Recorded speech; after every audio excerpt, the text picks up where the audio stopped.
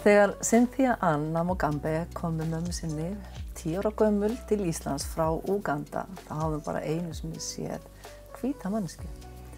En hingað ertu komin velkomin. Takk fyrir mig.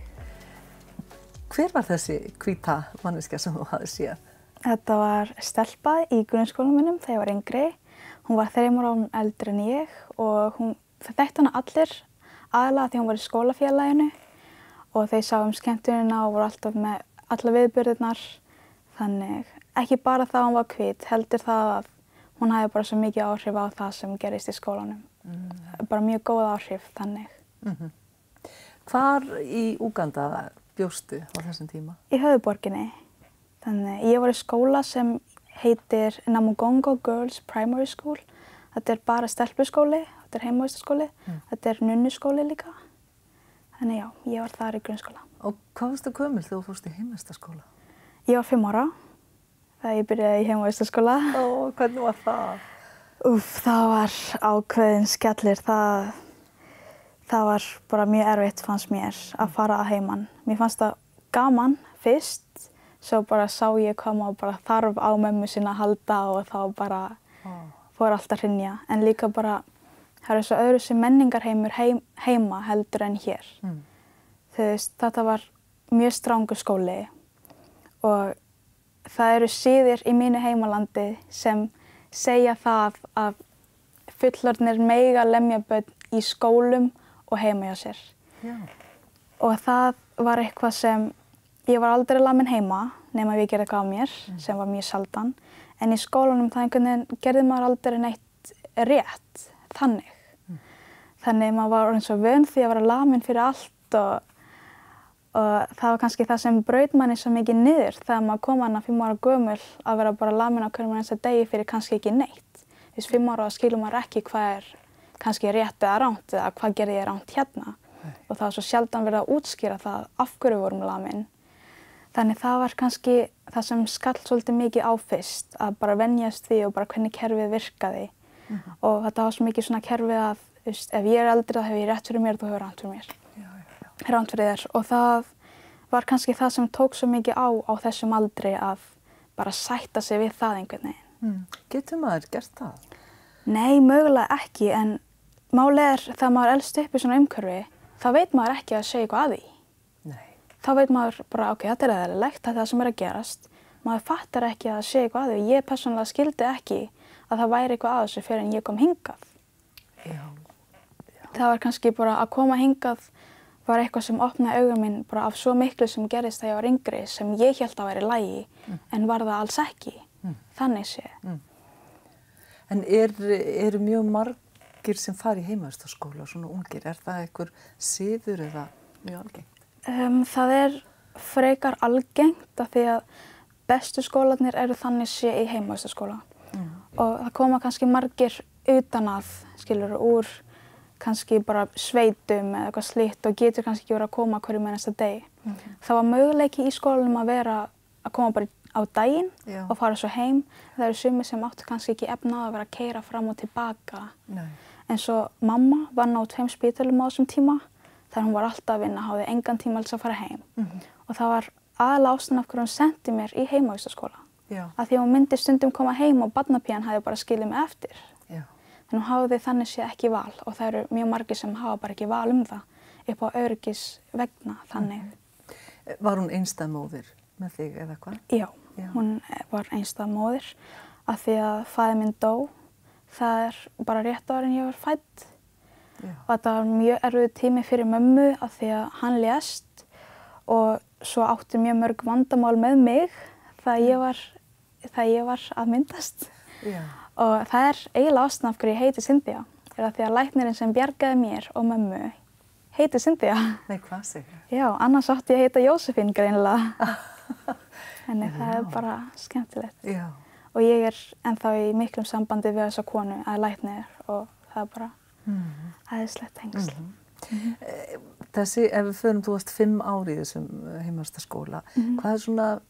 Hvað er minning sem að þú manst mest eftir? Áttu einhverja slíkar sem þú getur deilt með okkur? Já,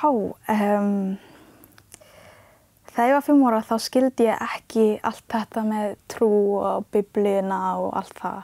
Ég var einhvern veginn bara fædd inn í kristin trú. Og ég man að einn daginn þá, eða bara rétt þegar skólinn byrjaði, þá vorum við að koma okkur inn í kerfið, að nunnurnar koma alltaf inn og vöktu við klukkan 5 á morgnana og við fórum í kirkju í 2 tíma. Svo eftir það, þá þurftum við að fara til prests, einn og einn, og hreinsa okkur af öllum syndum okkar greinilega. Við ættum að segja frá það sem við höfum gert á okkur. Og ég man að ég fór og ég var bara, ég hef ekki gert neitt af mér. Ég veit ekki hvort ég hafi synt einhvern veginn eða hvað í gangi. Og kennarinn trúði mér ekki. Hann var bara, þú ert að ljúga, þú ert að segja prestinum allt og það allt í lagi og ég veit ekki hvað ég hef gert af mér. Nei. Og ég man að ég var lamin svo mikið af því að þau sögðu að ég hafi verið að ljúga af því að það hafi ekki gert neitt af mér. Það gera allir eitthvað af sér og þau þurfa allir að... Og ég man að þá byrjuðu allir bara að segja bara eitthvað. Því að maður fattaði ekki, hvað er það að gera eitthvað af sér, skiljur? Hvað er það sem er svo slæmt að ég þurfi að biðja fyrirgefningar fyrir? Já. Og fórstu þá bara að skálda upp eitthvað? Oftast af því að ég bara... Já. Ég skildi ekki hvað... En hvernig varstu lamin? Hvernig er það gert? Hvernig er þetta? Sko, yfirleitt í kennslustundum, það voru svona prik í bara horninu og það voru margar reglur sem átt að fylgja eins og bara mæta bara vel klædd og mæta bara vel undirbúinn og vera búin að gera allt heimanámið sitt, ekki láta heyra í mann og það var einhvern veginn þannig að ég myndi gera eitthvað á þér, kannski bara einn úr bekknum, myndir fara fremst á bekknum, leggjast niður að myndi bara lemja raskatið eða eitthvað sleikt, sko. Já. Og sumir myndi gera með belti, sumir gerðu það bara alls ekki og það var bara mjög mismunandi eftir kennara.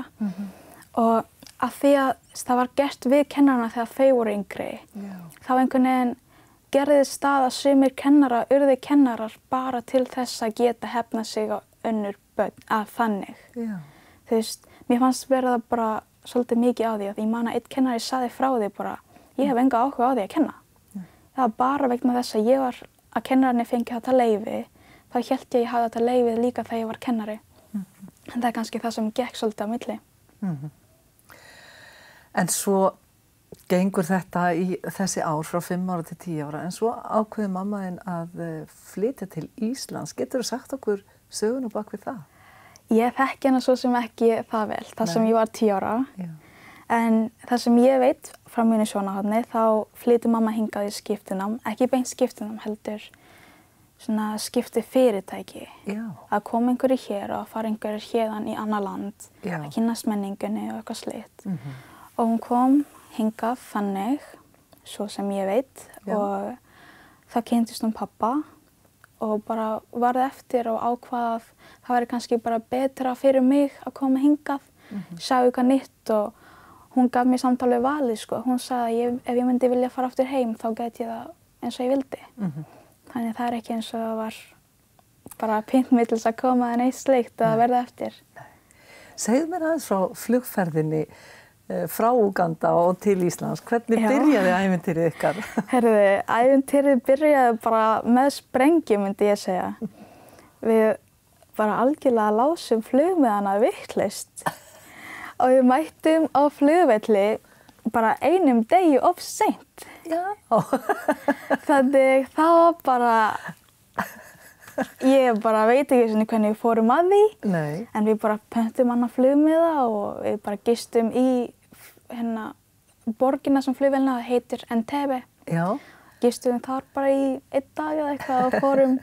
En ég var svo spennt, ég var svo tilbúin í þetta og ég var bara algjörlega svo tilbúin að fljúga eitthvað slíkt og svo bara, nei. Bara mistum að flugja okkar og þá bara einhvern veginn misti ég alla vonina, ég bara, nei, þetta er ekki að fara að gerast, við fáum ekki að fara, bara Guð hefur skipt skoðun. Það er kannski það sem datt strax í hug. Já. En svo gerðist það og við komum hingað. Og lentu í Keflavík? Já, við lentum í Keflavík og pabbi tók á móti okkur. Já. Og ég man að það fyrsta sem ég hugsaði, sko, við komum í febrúar. Já. Og ég man, ég bara labbaði út og ég sá snjó og ég vissi ekki hvað þetta var. Nei. Ekki í svona miklu magni, en alltaf snjóaði líka í mínu heimalandi. Já. Bara svona pínulítið svona heil stones, svona halli. Já.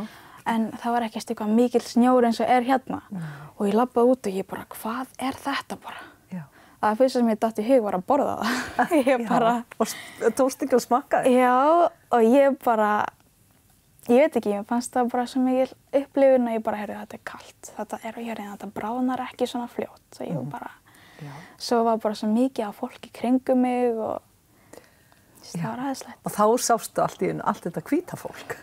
Já, en satt að segja það, ég pældi ekkert því. Ég var alltaf upptekið niður bara hvað allt var nýtt og spennandi og ég veit ekki, ég bara...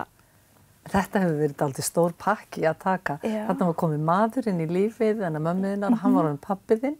Já. Segðu mér aðeins hann. Hvað heitir hann? Sveinbjörn Benediktsson. Og ég held að ég gæti aldrei hafi beðið betra faðir, sko. Nei. Alls ekki. Hann bara gerði allt fyrir okkur, allt til staðar og stundum mig bara í svo miklu. Og bara einhvern veginn lét mig skilja að það sé allt í lagi að vera ég, að skilurðu. Mér leiði alltaf einhvern veginn eins og, sérstaklega í grunnskóla, leið mér eins og, hérna á Íslandi, leið mér eins og ég ætti ekki stað einhvern veginn, hérna. Já. Einhvern veginn eins og ég bara passaði ekki í hópinn þannig. Og af því ég skildi ekki munurinn á hvítu fólki og dökku fólki. Nei. Ég bara sá það ekki, ég skildi ekki, þú veist, hver munurinn, annað en liturinn, þá erum við öll með blóð, við erum öll með hjarta, allt það sama. Hvað það sem skiptir svona miklu máli? Og ég og mamma komum út í Brúnavöll. Brúnavöll eru í Austurlandi á Hvolsvelli, þar sem pabbi bjó. Og hérna, fyrstu vikuna var bara helling af fólki sem kom í heimsókn að taka myndir á okkur. Ég trúi þessu. Já, og ég var bara, það er ekki skrítið þetta, bara fullt af fólki sem kom bara til þess að sjá. Og ég var bara, hefur þetta fólk aldrei séð dökka manneskju? Er þetta fólk bara alltof forvitið? Þú veist, ég bara, ég veit ekki. Ég algjörlega, mér leið smá eins og ég væri í dýragarð, bara pínu lítið. Mér fannst það, já, æðislegt að fólk sé að koma í heimsókn og helsa upp á mér. En leið að mánuðurinn leið, þá bara kom enginn. Já, þetta var bara fyrst, forvitni. Já, eiginlega bara, auðvitað bara forvitni. Já. En ég veit ekki, mér fannst það bara einhvern veginn. Hvernig tók hann því? Hvernig fannst, heldur að pabbaðinn hafði fundist þetta? Ég spurði hann aldrei út í það. Nei. En ég held að honum hafi finnst það í lagi því að hann vildi bara sýna öllum að þetta fjölskylda mín. Hann var stolt? Já, hann var það. Hann hefur alltaf verið það. Bara mjög svo af mér og mömmu og ég er bara mjög þakklátt fyrir það. Þú sagði mér að hann var svolítið eldri en mamma þín. Já. Var það eitthvað sem að truflaði þig eða mömmu þína? Það truflaði mig ekki persónulega og ekki heldur mömmu. Það var bara meira svona fólkið í kringum okkur. Ég sá ekkert að því fyrir en kannski krakkarnir fóru að tala það. Eða fyrir en fólk fóru að spyrja mig út í það. Sem 10 ára barn þá skilur ekki hver munurinn eða hvaða málið það skiptir. Og þegar fólk fyrir að benda þér á eitthvað sem þú veist ekki sjálf, þá algjörlega gætir þú miskilið málið. Breyttist þá eitthvað milli þín og hans? Já, ég dyrkaði pappa ótrúlega mikið fyrst þegar ég kom. Svo var eitthvað svona sem gekk í skólan þetta og það einhvern veginn fór ég að draga mig frá honum eða þannig. Fór að vera með svona gelgju eins og hann kallaði það og smá dólg. En ég var bara svo þakklátt fyrir honum því hann gafst ekki upp á mér. Hann bara einhvern veginn gerði það ekki og sama hvað ég sagði við hana, sama hvernig ég lét, þá einhvern veginn bara kom hann alltaf aftur og í lokin þá bara, endaðist bara í 1-2 ár, þessi gelgjaskapur og svo eru þeim bara mjög góði vinir, bara æðislega góði vinir og það var á tímabili sem mamma var að flytja í vegna vinnu, hún flutti að Kirkjubæjarklaustur held ég og svo fór hún til Reykjavíkur og þá voru ég og pabbi mjög oft bara heima, elduðum saman, bökuðum saman, gerum svo margt skemmtilegt saman og vorum með svo margar svona litlar hefðir. Já, eftir skóla til dæmis, ég kæmi heim með skólabíl og myndum fá okkur bara, myndum búa keks og kannski kaffi og te og myndum setjast inn í stofuna og myndum bara spjalla alveg 3 tíma eða meira, sko. Já. Myndum bara tala um lífið og bara hvernig skólinn og hvernig fólk lætur og þú veist bara, hann byggði karakterinn minn svo mikið bara frá því hvað hann sagði við mig og hvernig hann bara tók utan mig þannig. Já. Þú veist bara sama hvað hver sagði í skólanum, þá myndi hann alltaf finna leið til að snúa því við á góðan hátt. Eða láta mig bara algjörlega hunsa það. Það er kannski það sem hefur hjálpað mér í gegnum svo mikið sem fólk hefur sagt eða einhverjir hafa ekki sagt eða hvernig fólk hefur látið. Að bara hann kenndi mér hvernig á að höndla það. Að þú veist bara meðhöndla hvað gerist eða þannig, bara hvernig á að túlka öllu. Hann gaf þér hennar tíma og þroskaði þig. Algjörlega, svolítið. Já. En ég heyri að þú ert að lýsa fyrir mér að það hefur ýmislegt gengið á í skólanum. Já. Þannig að það eru kannski líka erfiðar tilfinningar og minningar þaðan. Já, en að mestu leyti líka bara mjög góða tilfinningar. Já. Þú veist, maður vegur þetta svolítið og þá, þú veist, pabbi sagði alltaf að maður á alltaf að kjósa að horfa á það sem var gott við fólk, frekar en það sem var ekki. Það sem var gott við skólan, frekar en það sem var ekki. Og það var svo mikið á góðum kennurum sem máttu bara mjög mikið trausta mér og bara styrktu mér svo mikið. Til dæmis kennari sem ég aldrei gleyma henni, heiti Jórunn Helenadóttir. Og hún var fyrsti umsjónarkennari minn í 4. bekk. Hún var æðisleg, bara ótrúlega. Hún gaf mér tíma að læra íslenskuna. Og mamma hafði svo mikið áhyggjur að því ég næði ekki upp, að ég myndi alltaf vera eftir á í námi. En hún fór alltaf til hennar og bara, heyrðu, sérðu hvað dóttir hennar að gera, sérðu hvað hún að gera, hún standið svo vel. Og þá styrktist mamma líka svo mikið og vildi að ég heldi áfram í skóla frekar en að draga mig úr að læra íslensku. Og þessi kennari Jórunn, hún bara algjörlega hjálpaði mér svo mikið gegnum sérstaklega yngsta stigið, bara úr því að fór á 4. bekk í 5. bekk. Þannig að það var æðislegt. Þannig að þú þurftir í raun og veru að læra íslensku og allt mögulegt á einu ári bara. Algjörlega, af því að það var ekki mikið af fólki sem talaði ensku. Krakkarnir kunnu nánast enga ensku. Pabbi talaði enga ensku til dæmis. Bara mjög, mjög litla. Og ég man að fyrsta ári var bara handarhreyfingar. Bara algjörlega, bara þetta er hitt, bara simist það. Það var svo mikið bara táknmál, akkurat. Og ég fannst það svo gaman einhvern veginn. Og líka bara kennararnir, það voru sumir sem kannski voru ekki í upphaldi hjá mér. En þeir sem stóðu sig vel, stóðu sig algjörlega vel.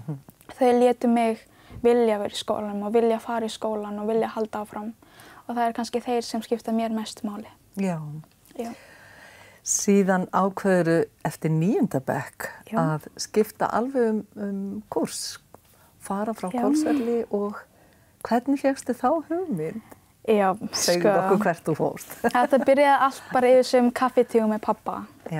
Bara spjallum allt og lífið og bara drauma mínar og hvernig ég var láta það rætast og eitthvað. Pappi segi við mig, við búum út í sveit. Það er svo lítið sem hægt er að gera í þessum bæ. Það er engin menntaskóli þarna. Ég auðvitað Laugaland og Laugavatn. Laugavatn, Já, Laugavatn og Selfoss, en ég vildi bara einhvern veginn bara svo miklu meira en fólki sem ég þekki nú þegar. Ég vildi kynnast annað fólk og fá fleiri tækifæri, líka bara því meira sem maður ferðast og því meira fólk sem maður kynnst, því meira dyr opnast fyrir mann. Og það var svo sannarlega tilfelli með það að pabbi stutti mig áfram með það að útskrifast árið fyrr. Og ég nefndi það við nokkra kennara og það voru sumir sem voru algjörlega bara þú veist ekki að fara að ná þessu. En svo voru aðrir bara betra að reyna en að sjá eftir því. Og það voru mjög margir kennarar sem bara hjálpuðu mér og byggðu mig upp í bara að undirbúa mig fyrir menntaskólan.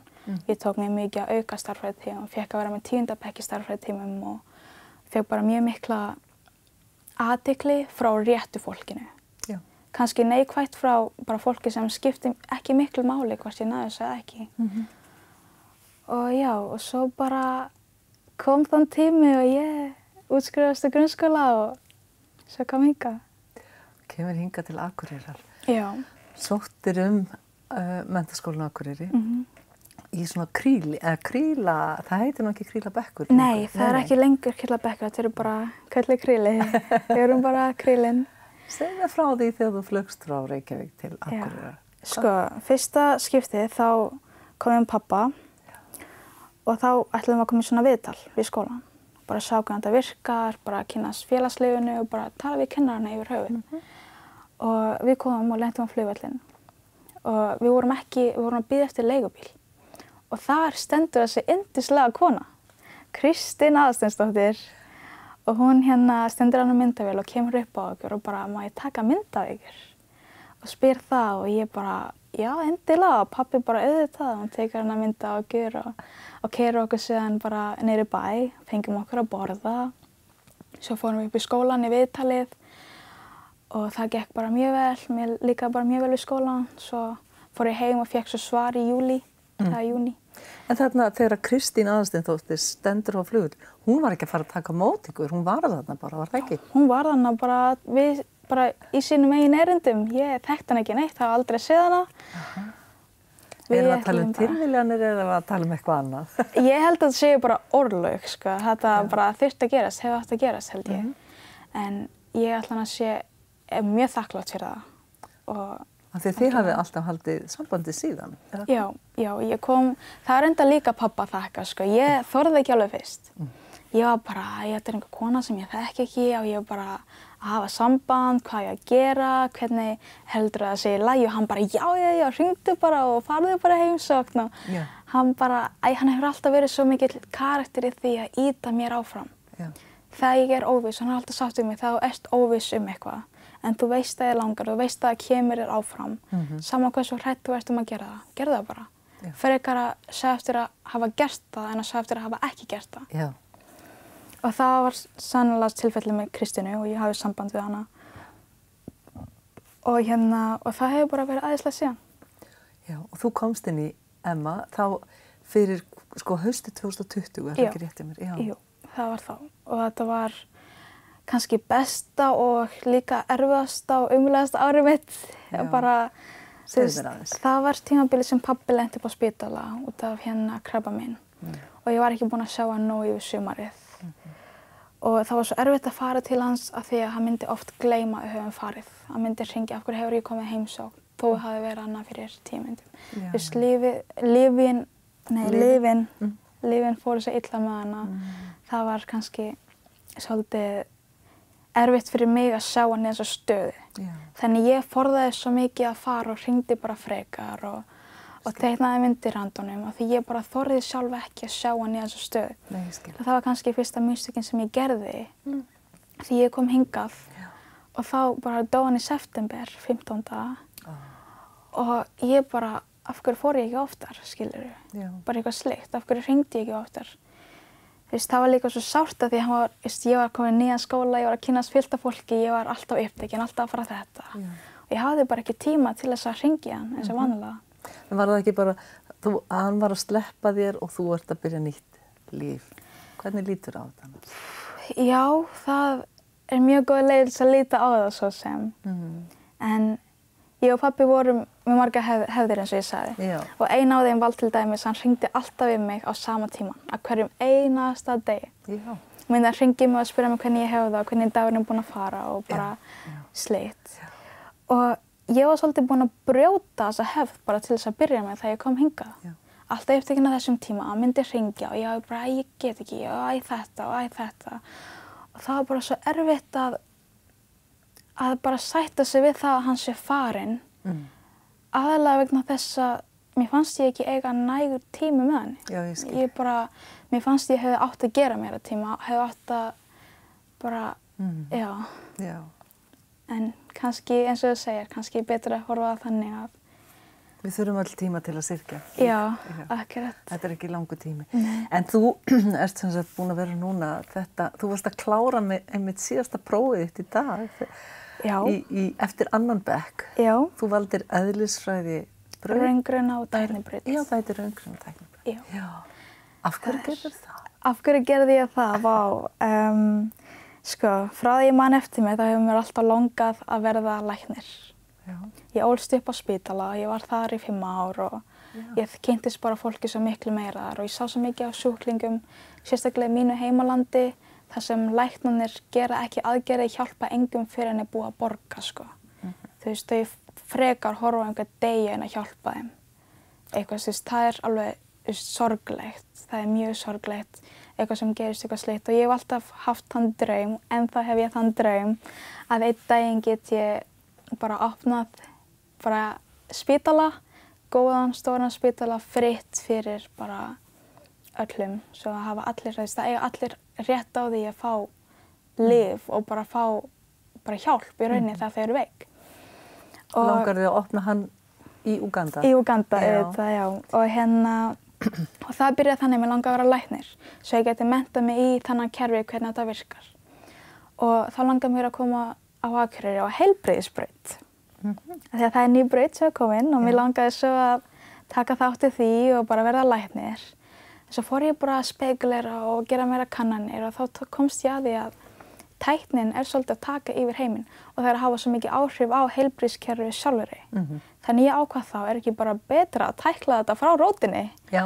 Bara að koma sér inn í heilbrigðis og tækni, þannig sé. Og þá ákvaði ég að fara á raungreinatæknibraut en taka þá bara auka áfanga í líffræði eða efnafræði eitthvað slíkt og bara reyna að læra eins mikið ég get. Já. Snilld. Nú eru þið mæðgur afturorðnar 2. Já.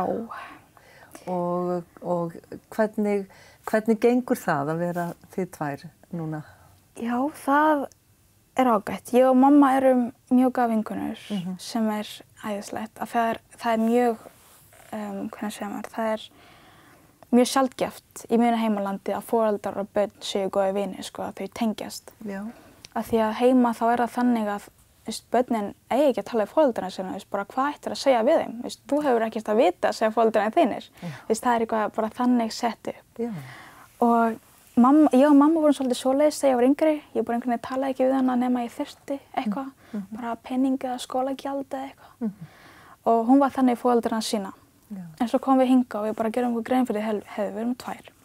Við þurfum annarkvist að standa saman eða bara standa á sitthvorum endanum og það gengur ekki. Algjörlega gengur ekki. Þannig við bara setjum stund í það að bara kynnast betur og það er bara gengið mjög vel. Hvernig sérðu framtíðina? Hvernig sé ég framtíðina? Bara mjög vel, ég er mjög spennt fyrir framtíðinni og mér hlakkar bara svo til að geta sagt bara, heyrðu, pabbi, ég náði þessu. Ég komst það sem ég lofaði að ætla að gera og já. Dásamlegt. Já. Veistu það, mér finnst þú alveg frábær. Takk fyrir. Og takk fyrir að koma og segja okkur þessa sögu. Ég gæti hugsað mér að tala við þig í marga daga því að þú hefur svo mörg að segja. En gangið vel með allt sem þú tekur í þín hendur. Takk æðislega fyrir. Takk fyrir að hafa mig. Sömuleiðis.